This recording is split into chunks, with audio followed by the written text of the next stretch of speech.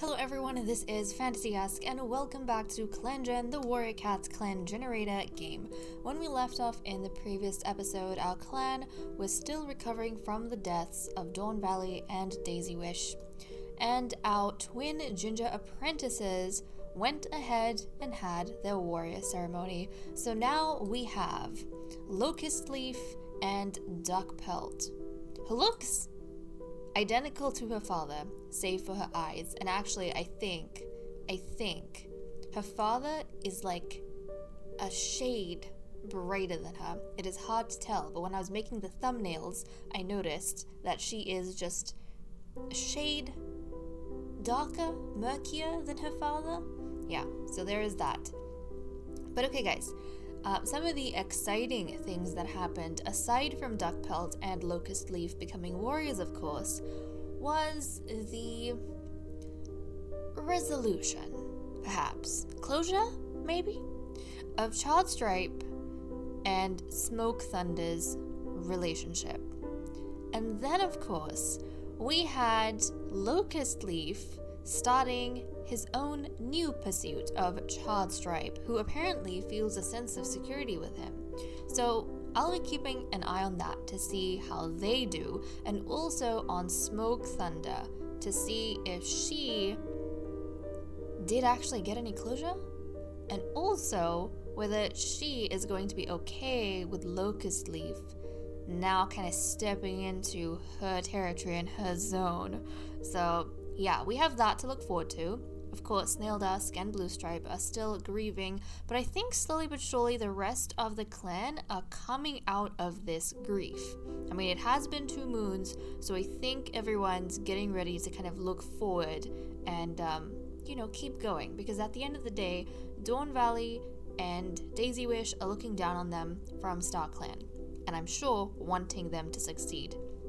Now, we also had a flippin' scare in the previous episode because Frosta lost like 4 lives out of her 7 lives in one go, one fell swoop, so she only has 3 lives left. That means, at any point, she could decide to surprise us in the events because of her old age and lose the other 3.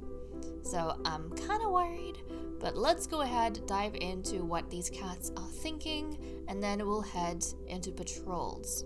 And yes, we are 2 cat downs for patrols even now because of these 2. So Frosta has been thinking of the cat who gave her the life she just lost. Yikes, that's right. And I'm sure the cat that she's thinking of is actually Shine Rip. Yeah, because Shine Rip is the cat who is helping to guide the dead cats of Feather Clan into Star Clan. So she's like our original Star Clan cat. So I think that's who Frosta is thinking of, and I think Frosta is actually a little bit terrified. I think she's split, actually. She's split because a part of her misses Dawn Valley, and if she had passed on, she could have joined Dawn Valley then in Star Clan. But at the same time, she doesn't know if the clan is in a position to be left without her leadership. Now, we did have, I think last time we checked, the clan was quite split in terms of like who felt like Frosta was good enough to be the leader, and there were quite a few of the cats, Bloomfreckle and Snail Dusk included, who felt as though Frosta was too old. So now that she's had a death experience, a 4 rolled together death experience, I thought it'd be interesting for us to also jump into relationships and actually see which of the cats think that Frosta, or she is needed as leader, or if they think it's time for her to step down. I'm just curious. So we'll kind of start off with Snail Dusk. I want to go through relationships. I'll go through what they're thinking in a second, and the way I'll decide is whether or not Frosta is like in their top 4 relationships. And Snail Dusk, well, it's kind of clear. She thinks that Frosta should step down. Bloomfreckle also feels as though Frosta should step down. There's nothing new on that end. Child Stripe feels that Frosta is needed. Look at that, because she's in top 4. She feels like Frostar is needed as the clan leader. Iris Quiver feels like Frostar is needed as the clan leader. Cicada Lotus also feels like Frostar is needed as clan leader. Blue Stripe feels like, just like his mate, Frostar needs to step down. Smoke Thunder obviously thinks that her mother is very much needed as clan leader. Locust Leaf, despite... Actually, yeah.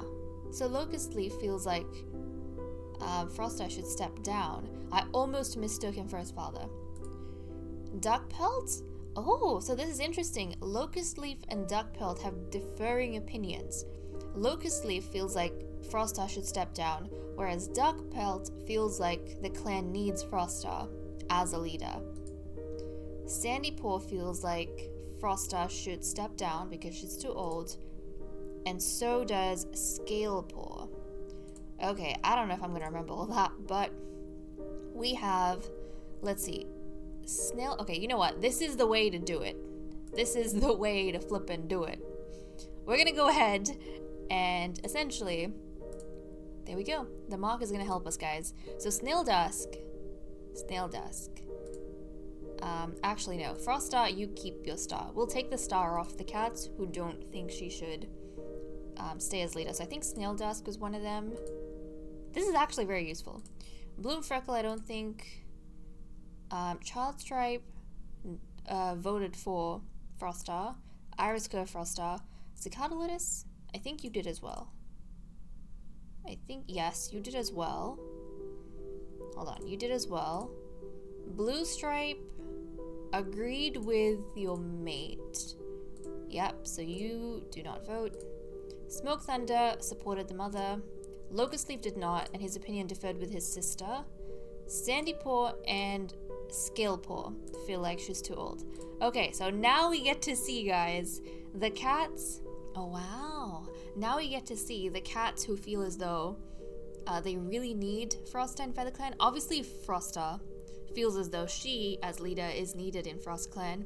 And then she only has 4 other cats that feel the same, guys. 4 other cats. So these glowing cats are the ones who feel as though they still need Frostar as their leader and that the clan will fall apart without her leadership. Whereas we have 1, 2, 3, 4, 5, 6. We have 6 cats, guys, who feel as though Frostar is too old and that it is time for her to step down.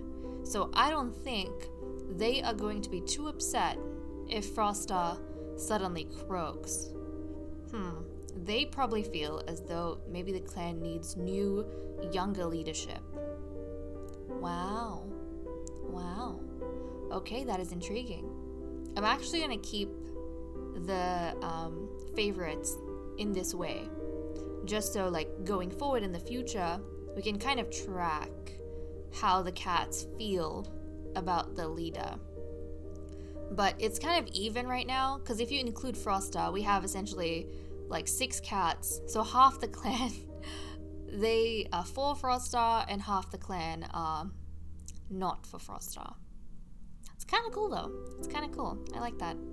So let's go ahead and actually, before this video ends up being like a bazillion minutes long, let's go ahead and see. So yes, we kind of went through Frostar. She's thinking about Shine Rip, and again being concerned over the fact that the clan, what are they going to do without her? Snail Dusk is worried that Iris Quiver is overworking himself. Okay. I mean, Iris Quiver, I think in the last moon, was wondering whether he should be mediator, just because he was in a better emotional position to maybe mediate with the cats who are affected by the deaths. And I think Snail Dusk, I mean, she's grieving, but she's still worried about him. That maybe he is trying to be too helpful. And that maybe his, as a result, denying himself his emotions and trying to, like, control himself a little bit too much. Okay, Bloom Freckle saw a 2-leg kit playing with a kitty pet. Child Stripe saw a kitty pet with the fluffiest fur imaginable today. Iris Quiver wants to explore far beyond the borders of his territory. Right. So Iris Quiver over here, maybe this is what Snail Dusk meant. The Iris Quiver, you know what, I mean the clan has had 2 deaths, and also, even though we are allies with the other 3 clans, I mean politics is a thing, right? And posturing is a thing. So maybe the fact that Frostar lost 4 of their lives is like such a big deal that the clan don't want to come across as weak to any outsiders. Whether that's other clan or potentially Drift clan. So maybe Iris Quiver is wanting to like explore far beyond their borders as like a show of strength, you know, don't mess with us. We're still pretty strong. We have a lot of strong warriors who will challenge you if you kind of cross this boundary. So maybe that's what he's doing, and that's why he's being overworked. Okay, Cicada Lotus is complaining about being sent on dawn patrol. Blue Stripe saw a yappy little dog today. Smoke Thunder can't find Iris Quiver anywhere. Yeah, he was probably looking for Iris Quiver, but our warrior went off to go explore beyond the borders of our territory. Locust Leaf purrs as a cold breeze hits him, so he's feeling pretty calm and pretty good, and I want to keep an eye on his relationship with Childstripe, so we're gonna see how that goes. Duck Pelt is complaining about an itch she can't quite reach. Okay. Sandy Paw is playing a prank on Blue Stripe. Again, I think Sandy Paw is trying to get his father out of this grieving, but he doesn't understand how to do it and is doing it in the most innocent way possible. And Scalepaw guards camp. Yeah, Scalepaw has been very, very serious actually ever since she became an apprentice. Makes sense, she is the leader's apprentice, but you know, she was reporting to Frostar in the previous moon, and now she's like guarding the camp, so she's a bit of a tough cookie. Okay, let's go ahead and dive into patrol, guys. So let's dive into patrols. Bloomfreckle, you go out. We'll see how that goes. More marigolds would be useful, particularly with Greenleaf in full swing. The season will bring the marigold to bloom, and the flowers are just as useful as the leaves to Bloomfreckle and extremely easy to spot from a distance. Proceed. Bloomfreckle is distracted today and it affects her work. The patrol is unsuccessful. No doubt she's thinking about her mate. She's definitely thinking about how upset Blue Stripe is and how he's not coming out of grieving. And she's probably wondering what she can do to like help him in this period. Okay, now time for our patrols. We currently have 2 mentors, literally mother and daughter. We have Frostar, who's mentoring the aggressive Scalepaw, and then we have Smoke Thunder, who is apprenticing the very charismatic Sandypaw. So let's see what the mentors decide. And also, exciting, this is going to be Locust Leaf and Duck Pelt first patrol as warriors, so I like that. And it seems as though, okay, this is kind of interesting. We have Scalepaw, Frostar, Cicada Lotus, Duck Pelt, Sandypaw, and Smoke Thunder. So the mentors are staying with their apprentices, and it seems as though Locust Leaf has decided to actually go out on patrol with his stepfather, Iris Quiver, which is actually kind of cool because we know that Locust Leaf is a very reliable, a very bold sort of cat, and very capable, of course. And caretaking is apparently one of his kind of main things, or skill perhaps, caretaking. And then mediating and speaking is Iris Quiver's, but Iris Quiver, we just found out when we were doing our rounds with the cats in the cat list that he's been overworking himself and is trying to, you know, do the posturing and come across as a very strong warrior and protect the clan. So it makes sense that Iris Quiver's overworked and Snail Dusk was worried about it, and so Locust Leaf probably noticed that his mother's worried about Iris Quiver, and he's like, don't worry, I will go help stepdad. So I think these two make sense why they're going out on patrol together. Okay, but for these 6, let's see what happens. While on patrol, Scalepaw notices some suspicious paw prints in the wet sand on the beach. The paw prints lead to a trespassing rogue. With a furious hiss, Smoke Thunder throws herself at the rogue and, together with Scalepaw, drives them off Feather Clan territory. Okay, so they worked really well together. It was Smoke Thunder's time to shine, as well as Scalepaws' time to shine. I think this will actually give maybe Froster a lot of hope that the youngsters have it under control. The youngsters have it under control. And actually, out of this patrol, Scalepaw and Sandypaw are the only cats who feel like, you know, they'll be able to, or, you know, they feel like Froster should step down and that someone younger should go and take on, like, the role of leader. So that's kind of fascinating over here. This is fascinating. And then we have Locust Leaf and his stepfather Iris Quiver. Let's see what they get up to on their patrol. As the patrol is checking the borderlines, they notice that an Otter Clan scent has strayed into their territory. Otter Clan is their ally, but this is a bit suspicious. So we're going to proceed. We do have mediating and speaking as a skill, and caretaking. After poking around a bit, the patrol discovers an Otter Clan apprentice wandering nearby, hopelessly lost. The apprentice is distraught upon discovering they're on the wrong side of the border, but Iris Quiver only chuckles and gently guides the young cat back to their own territory. Okay, nice! The relations with Otter Clan have improved. Good job. These guys are doing really well, and I think this whole situation probably helped Iris Quiver achieve what he wanted to achieve, which was everything is fine on our side of the border. Don't even worry about Feather Clan. Feather Clan is doing great. So I think that's nice. Okay, so patrols are done. We need to go ahead and let's see. Oh look, Otter Clan, nice. But we want to focus in on River Clan. So I'll try and praise River Clan a little bit. But okay, I'm gonna cut the recording here and I'll be back in a second. With great nerves, it is time to go ahead and skip a moon. I cannot believe we have been with this clan for 40 moons. Like, wow, that is a lot, guys. That is a lot of, like, situations and stories and cats. Huh, okay. Let's see what happens. Oh my goodness. I see exclamation marks. Froster takes her chance at the gathering to fawn over River Clan's leader for everything from their apprentices' manners to their medicine cat's intelligence. River Clan relations improved. Snail Dusk wakes one day after moons of numbness and feels as though the world is less dull. Okay, look at that. So Snail Dusk has overcome her grieving, which is very nice. But unfortunately, Blue Stripe is still in grieving. But I suppose it makes sense because, you know, it's his mother. It's his mother. And rumors reach your clan that the exiled Owl Whisker has died recently. Okay, so she was the mother, this one here, she was the mother of all the silver brothers that we had. Was it brothers? Yes. It was the Silver Brothers. So she was their mother. If you look at relations, look at her kids. Yeah, these were her kids. Burnpaw died young as an apprentice. And then we had Whisper Eagle and Egg Nudge.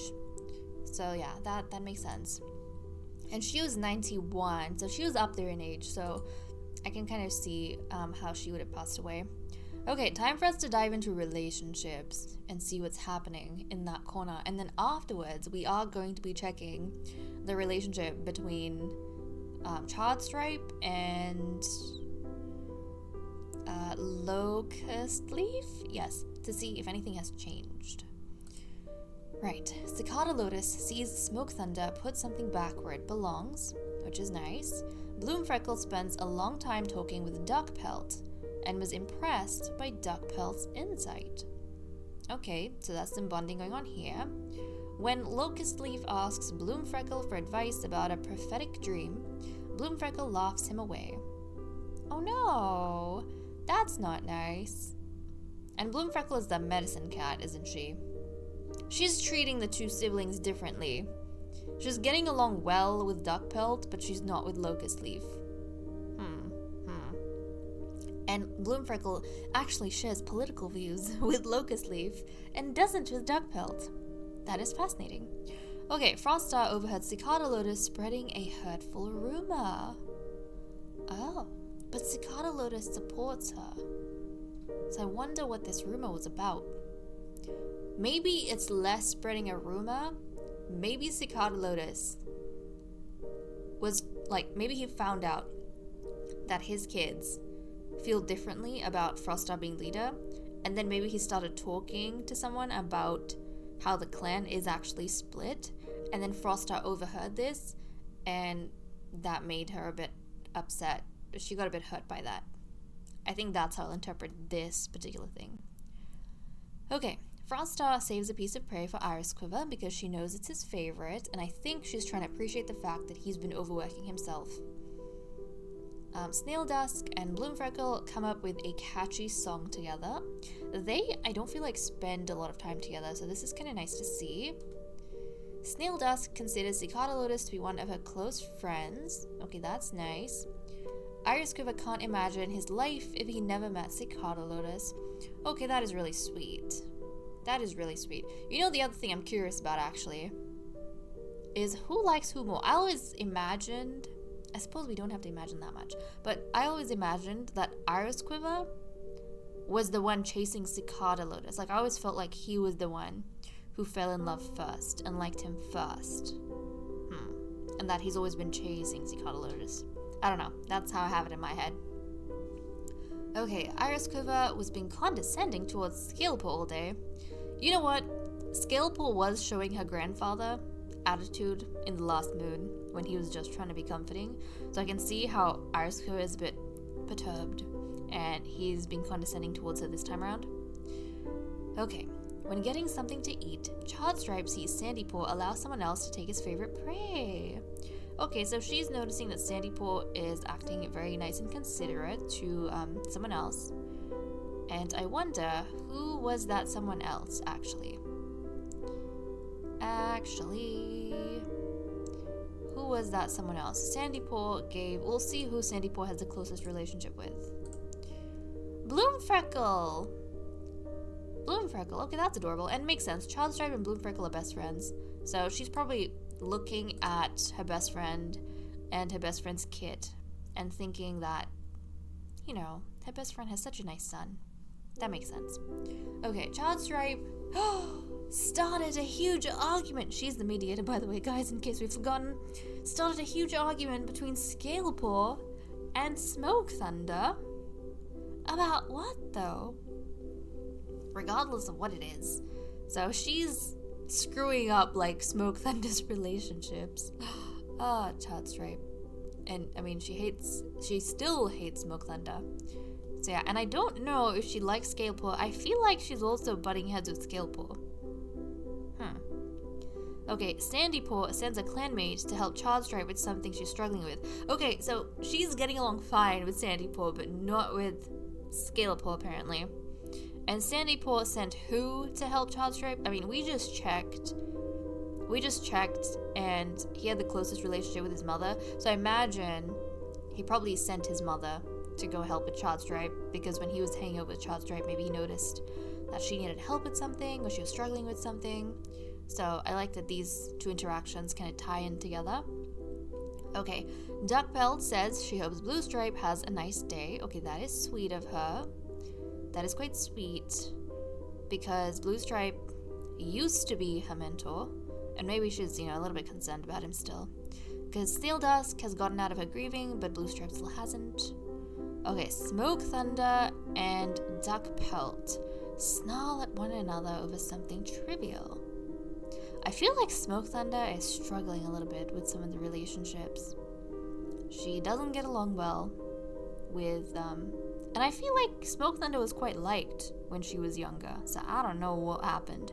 But Smoke Thunder, she is hated by Charred Stripe. She is currently, like, fighting or having an argument with Scalepaw, and she's now snarling at Duckpelt. So, like, what is going on with the ladies in Smoke Thunder's life? She does not get along well with the other ladies. Okay, Locust Leaf and Scalepaw find out they're both bringing flowers to the same clanmate's grave. Okay, I need to check their relationships. Who do they know that has passed away and they have a high relationship with? I think you can actually check the deceased. You can show dead. Do the dead show up? If we show empty, what does that mean? Okay. No. Oh, empty and dead. Okay, we have to show both of them. That makes sense. Okay, so Scaleport has a closer relationship with Dawn Valley. And what about Locust Leaf? Locust Leaf has a closer relationship with Daisy Wish. That's tough. You know what? We'll say that they're taking flowers to maybe both. Maybe both. Maybe both. Because I don't know. I don't know. It says the same clanmate's grave. We're gonna say graves, because they're bonding. That's the point of this whole thing. They are bonding. We're gonna say graves. So they're both taking flowers to Daisy Wish and Dawn Valley's graves, and they're bonding over that. That's adorable. Okay, Sandypaw tells Duckpelt that her pelt is shiny today. Duckpelt would love that because, you know, it's in her name.